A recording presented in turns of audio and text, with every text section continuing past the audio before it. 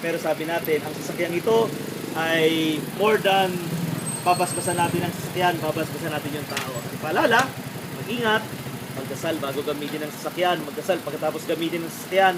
Dahil pag palagi tayong nagdarasal, so, ano lang, cool lang, payapa, laging mag-iingat dahil siyempre sabi natin, mas mahalaga yung buhay more than our properties. Kaya sabi natin gamitin ang sasakyan ito sa tama dahil kulay itim.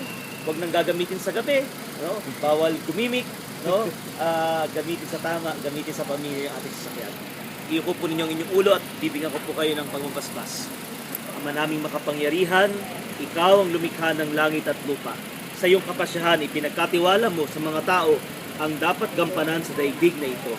Ipagkaloob mo sa maglalakbay sa pamamagitan nitong sasakyan ang paglingap sa kanilang kaligtasan, sa kanilang pagpaparoon, sa gawain man o paglilibang.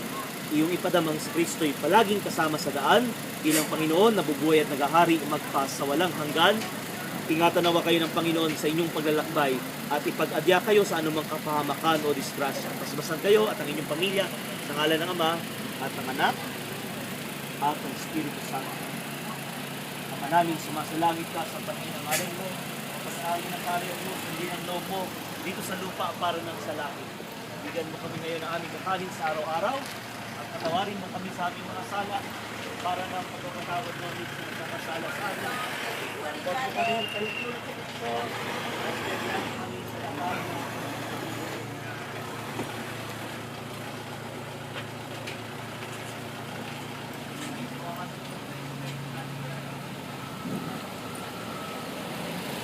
Kung gawa po naman ito. Anong kulay ito? Kahit sa may inyo ang Panginoon, maraming kayo ng makapangyarihan Diyos Ama, Anak, at Espiritu Santo. Kailangan natin